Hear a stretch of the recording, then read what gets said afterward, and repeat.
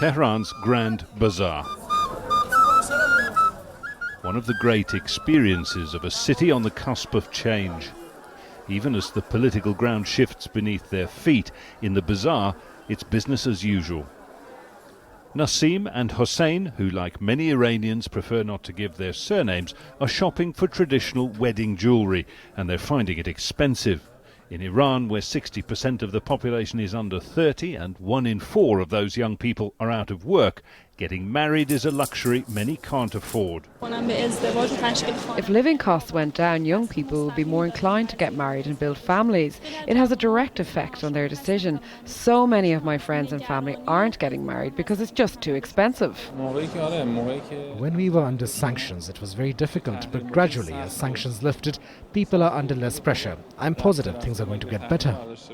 The lifting of international sanctions following a nuclear deal with world powers paved the way for big advances by moderates and reformists in last week's parliamentary election. Those who voted for them are impatient for results. The Grand Bazaar is made up of a warren of corridors more than 10 kilometres in length. The bustle of commerce has been taking place here for centuries, dating back, they say, to when Tehran was just a village. It's not a village anymore, and for its young, hanging out in a fledgling cafe culture offers the chance to imagine a different way of life. I do feel that there is an underground life in this city, underground fun, underground socialising, underground theatre, all this despite the existing difficulties.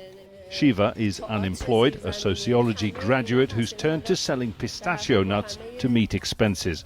Her companions do have jobs, but not in their chosen fields. Our generation faces a lot of economic problems and hardships, but we want more than a better economy. I personally would prefer to have more freedom, freedom of all kinds, media freedom, freedom of political association, social freedoms, and freedom from being watched and supervised in everything we do. This generation is finding its own way in a world where Facebook and Twitter are banned, pop music censored, and until recently bloggers frequently arrested. The change they crave may now be upon them. Jonah, Al Jazeera, Tehran.